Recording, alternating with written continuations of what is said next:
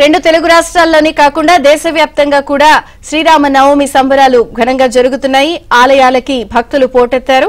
అలాగే ఈ రోజు ప్రత్యేకంగా కూడా ఆలయాల్ని సిద్ధం చేశారు కళ్యాణ మహోత్సవానికి సంబంధించి.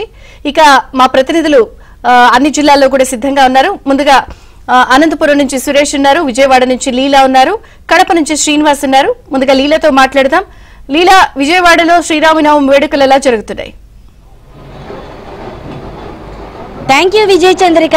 ముందుగా ఏబిఎన్ ప్రేక్షకులందరికీ కూడా శ్రీరామనవమి శుభాకాంక్షలు. ఈ రోజు వాడలో కూడా శ్రీరామనవమి వేడుకల్ని అంగరంగ వైభవంగా నిర్వహిస్తున్నారు. చలవ పందిళ్లలో శ్రీరాముల వారు దర్శనమిస్తున్నారు. ఆ రాముల వారి దర్శనం కోసం భక్తులు తండోపతండాలుగా ఆలయానికి ఉదయం నుంచే రావడం అయితే జరుగుతుంది. అభిజిత్ లగ్నంలో శ్రీరాముల వారి పుట్టినరోజే కాకుండా ఆయన వివాహం జరిగిన రోజు కూడా ఇదే రోజు కావడంతో ఈ రోజు ఆ స్వామి వారికి ఎంతో విశిష్టత ఉంది. ఇటు భద్రాచలంతో పాటు అటు అయోధ్యలోనూ కూడా రాముల వారికి పట్టాభిషేక కార్యక్రమాలు, ఆయనకి కళ్యాణ మహోత్సవ కార్యక్రమాలు చేస్తున్నారు. చూడొచ్చు, రాముల వారిని దర్శించుకునేందుకు భక్తులందరూ తండోపతండాలుగా ఆలయానికి రావడం అయితే జరుగుతుంది. ఆ రాముల వారి దర్శనం చేసుకునేందుకు, సీతమ్మ వారిని దర్శించేందుకు కూడా భక్తులందరూ ఆలయానికి వస్తున్నారు. అయితే ఈ రోజు మనం ప్రధానంగా ఎన్టీఆర్ సర్కిల్ వద్ద ఉన్నటువంటి శ్రీరాముల వారి ఆలయానికి వచ్చాము. ఈ ఆలయానికి సుమారు 40 ఏళ్ల చరిత్ర ఉంది. అయితే ఈ ఆలయంలో ఎలాంటి విశిష్ట పూజా కార్యక్రమాలు చేస్తున్నారు, ఎలాంటి ఈ రోజు కార్యక్రమాల యొక్క విశిష్టత ఏంటని మనతో మాట్లాడడానికి గుడి యొక్క ప్రధాన అర్చకుల వారు ఉన్నారు. వారితో ఒకసారి మాట్లాడదాం. గురువు గారు నమస్తేనండి. ఈ రోజు ఆలయం యొక్క ఇక్కడ విశిష్టత ఏంటి, ఈ రోజు ఇక్కడ కార్యక్రమాలు ఏమేమి చేయబోతున్నారు? శ్రీరామ రామ రఘునందన రామ రామ, శ్రీరామ రామ భరతాగ్రజ రామ రామ, శ్రీరామ రామ రణవర్గజ రామ రామ, శ్రీరామ రామ శరణం భవ రామ రామ. వేదాంతత్వయ తత్వజ్ఞం మంత్రమంత్రార్థ సంగురం శ్రీమన్నారాయణాచార్య రామానుజయతిం భజే. భక్తాగ్రేషులందరికీ విజ్ఞప్తి, ముందుగా శ్రీరామనామ యొక్క శుభాకాంక్షలు. అలాగే మన పడమట్లో వేంచేసి ఉన్న శరణాగత వత్సలుడు, ఆశ్రిత పారిజాతుడైన శ్రీ కోదండరామచంద్ర స్వామి వారి ఆలయం వైశిష్టంలో ఈ ఆలయం 100 ఏళ్ళు చరిత్ర నాటి ఆలయం.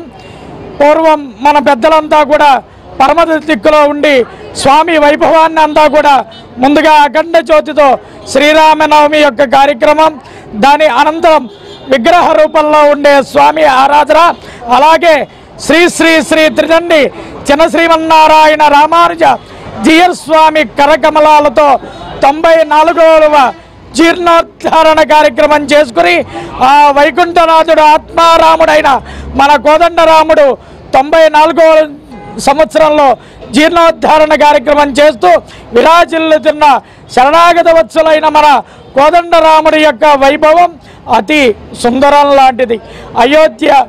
అయోధ్యలో 500 ఏళ్ళు చరిత్రగాంచిన ఎంతో పెద్దలు, ఋషులు, మునిపుంగవులంతా కూడా ప్రార్థన చేస్తేనే ఈ సంవత్సరంలో మనకి అయోధ్య అనే పిలువబడింది. రామచంద్రుడు తన పుట్టిన స్థలంలో ఎక్కడైతే నియమించుకున్నాడో అలాగే రామదాసు పిలవగానే భద్రాచలంలో ఏదైతే వచ్చి ఉన్నాడో భద్రగిరి దాసుడైన ఆ భద్రాద్రి రాముడు ఆ కొలువై ఉన్న ప్రదేశంలో ప్రతి ఒక్క పల్లె గ్రామంలో, దేశాల్లో కూడా సముద్రాలు దాటినా కూడా రామచంద్రుడి యొక్క నడయాడిన దివ్య దేశంగా పిలువబడిన మన ఈ పల్లె గ్రామాలన్నీ కూడా రాముడు అత్యంత వైభవంగా ఈనాడు ఏ రోజు అయినా మనం ఏ కార్యక్రమాన్ని అయినా చేసుకున్న రాముడు ఉన్నాడు అనే ఒక శరణాగత వత్సలుడిగా పిలువబడతాడు. అలాగే రాముడు కోరికలు నెరవేర్చిన ఆ నడయాడిన దివ్య దేశాలన్నీ కూడా ఈరోజు అత్యంత వైభవంగా కార్యక్రమాలు సన్నద్ధాలయ్యాయి. అలాగే ప్రతిరోజు జరగబోయే కార్యక్రమాల్లో 15వ తారీఖు జరిగిన కార్యక్రమాల్లో స్వామివారి ఉదయం తిరువారాధన, తీర్థగోష్ఠి, సుప్రభాత అనంతరం విశ్వక్సేనారాధన, కృష్ణానదీ జలాలతో కార్యక్రమాలతో జరగబోయే స్వామివారి అభిషేక కార్యక్రమం. ఆ రోజు సాయంత్రం పుత్రకామేష్టి హోమం, అలాగే 16వ తారీఖు నారసింహ ఇష్టి కార్యక్రమం, సాయంత్రం యథావిధిగా విశ్వక్సేన ఇష్ట కార్యక్రమాలు, అలాగే స్వామివారి ఎదుర్కోలోత్సవం అనగా పెళ్ళికొడుకు పెళ్ళికూతురు యొక్క వైభవాన్ని తెలుసుకున్న కార్యక్రమం నిన్న రాత్రితో ముగిసింది.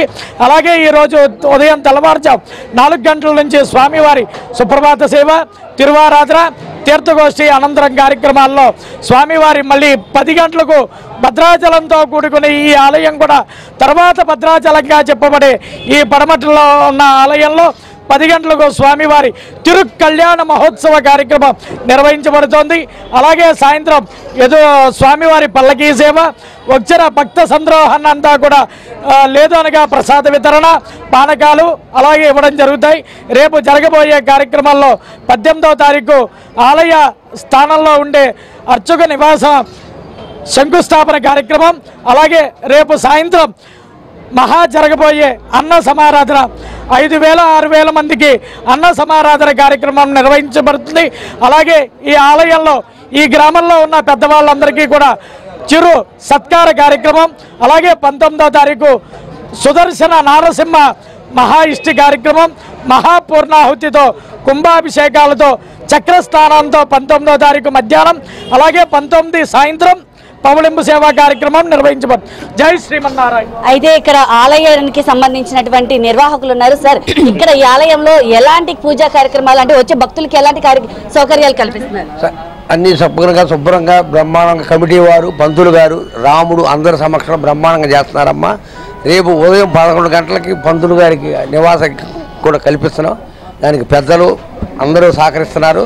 రేపు పగల కూడా భోజనాలు ఉన్నాయి, రేపు నైట్ భోజనాలు ఉన్నాయమ్మా. పంతులు గారు అన్నట్టు 6,000-7,000 మంది భోజనాలు, అన్నదానం ఉంది. అట్లాగేనమ్మా మాకు బాగా ఊరు పెద్దలు కానీ స్థానికులు కానీ బాగా సాయం చేస్తున్నారు, సహకరిస్తున్నారు. అట్లాగే మీడియా వారు, మీరు, పోలీసు వారు అందరూ కూడా మాకు ఇచ్చేస్తున్నారు. మేము ఎక్కువగా మాటలు చెప్పలేం కానీ మా బాబు, మా అల్లుడు గారు చెప్తారు. చెప్పండి సరే, వచ్చేటటువంటి భక్తులకు ఎలాంటి సౌకర్యాలు కల్పిస్తున్నారు? చలువు పందిళ్ళు వేశారమ్మా, తర్వాత పానకం పంచుతున్నారు, తర్వాత చల్లని వాటర్ ఏర్పాటు చేశారు, తర్వాత కళ్యాణం అయిన తర్వాత భోజనాలు ఏర్పాటు ఉన్నాయి. అలాగే రేపు సాయంత్రము 5,000-6,000 మందికి అన్నదానం.